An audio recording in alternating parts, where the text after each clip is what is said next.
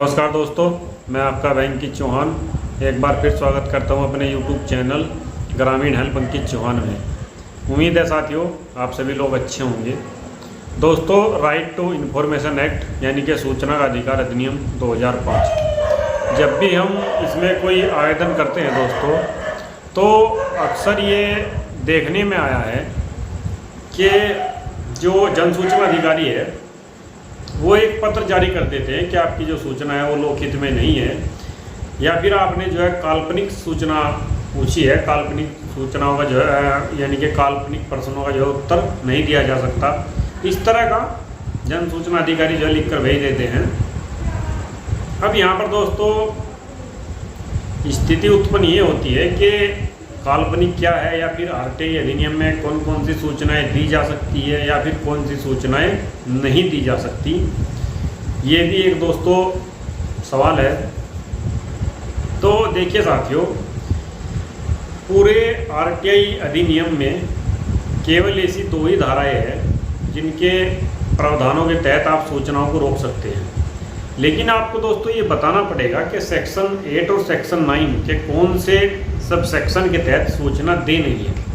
आपको उसका आधार बताना पड़ेगा दोस्तों। आधार के नीचे आपको रीजन उसका बताना पड़ेगा कि सूचनाएं क्यों नहीं दी जा सकती। तो दोस्तों, आज हम इसी विषय पर चर्चा करेंगे और आपसे आग्रह है कि वीडियो को आप ज़्यादा से ज़्यादा शेयर कर दीजिए और चैनल को आप हमारे जिन भाई से ने जो है सब्सक्राइब ना किया हो तो कृपया आप सभी लोग इसको सब्सक्राइब कर लीजिए। देखिए दोस्तों, होता क्या है, जैसा कि मैंने आपको बताया कि जन सूचना अधिकारी कई बार ऐसे ही अनावश्यक रूप से पत्र जारी कर देते हैं कि आपको सूचनाएं नहीं दी जा सकती। यहाँ तक कि दोस्तों ऐसा भी मैंने देखा है कि ये तक लिख दिया जाता है कि आप अपना एफिडेविट दीजिए, आप अपना जो है आधार कार्ड दीजिए दोस्तों। तो ये इस तरह का भी हाल है।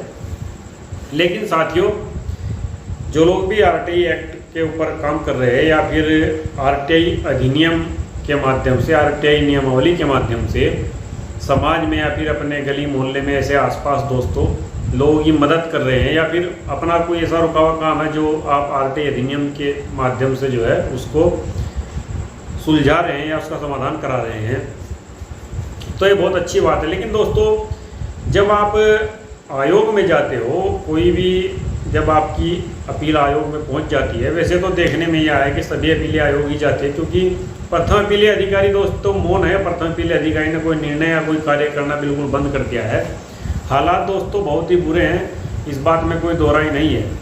लेकिन आयोग में जब आप जाते हो दोस्तों, जब आपको सेक्शन 8 और 9 के जो सब सेक्शन आपने सारे पढ़े होंगे, आप उनकी समझ रखते हो, तो जहाँ तक मैं समझता हूँ जो जन सूचना अधिकारी है वो आपकी सूचना को रोक नहीं पाएगा। अब दोस्तों मैं आपको बताता हूँ, देखिए, जो सूचना संसद या फिर अपने राज्य के विधानमंडल को देने से इनकार नहीं किया जा सकता दोस्तों, तो वो सूचना एक आम नागरिक को भी देने से इनकार नहीं किया जा सकता है। आम नागरिक को भी सूचनाएं दी जाएगी।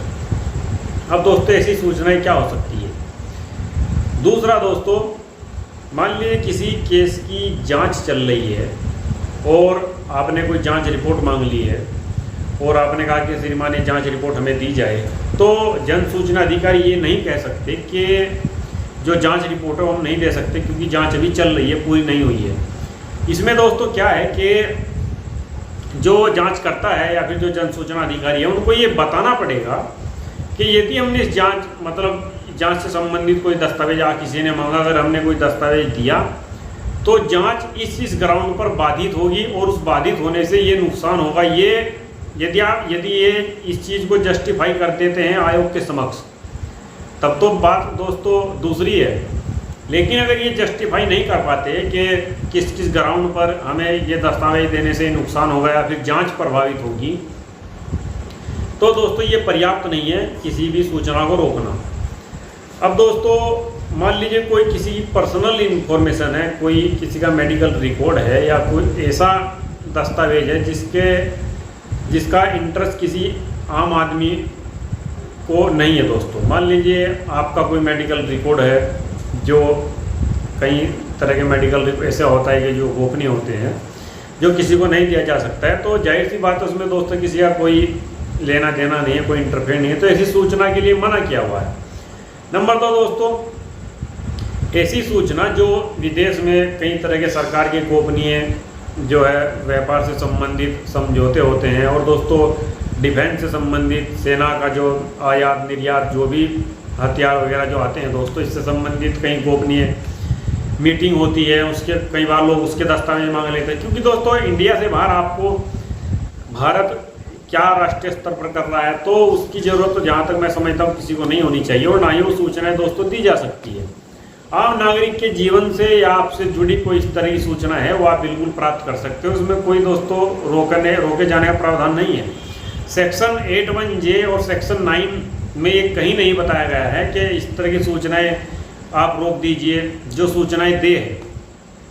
और यदि दोस्तों जन सूचना अधिकारी ये आर्गूमेंट करता है, ये बताता है कि श्रीमान ये सूचनाएं 81J के तहत दे नहीं है, तो आप उनसे पूछिए कि 81J में इतने सारे सबसेक्शन हैं, आप हमें बताइए कि 81J में जो सबसेक्शन है उसके तहत कौन सा सबसेक्शन के तहत ये जो है सूचना दे नहीं है, ये आपको बताना पड़ेगा। उसमें कै ख गै जय सब दिया गया है।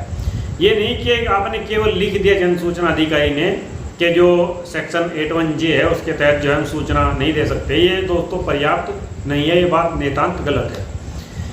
और दोस्तों जो सेक्शन 9 है उसका कोई सब सेक्शन का जिक्र कीजिए, आप उसको बताइए, क्योंकि दोस्तों आरटीआई अधिनियम में आपको ये जस्टिफाई करना पड़ेगा कि सूचनाएं जो है क्यों नहीं दी जा सकती, ये आपको बताना पड़ेगा। तो दोस्तों जब भी आप आयोग के समक्ष जाए तो आप अपनी बातों को, मैं पहले भी कई बार कह चुका हूँ, पूरी निष्पक्ष ढंग से और पूरी मजबूत ढंग से आप उनको रखिए, पूरे दस्तावेज आयोग के समक्ष रखिए और उनको बताइए कि श्रीमान ये घटना है, ऐसे ऐसे इन्होंने किया है, और यदि ये सूचनाएं हमें नहीं मिलती इससे हमारा इतना नुकसान होगा। तो वैसे दोस्तों जो सेक्शन 8 है उसमें काफ़ी सारी सब सेक्शन है, वो मैं आपको पढ़कर भी बताऊंगा क्योंकि इनमें थोड़ा समय लगेगा।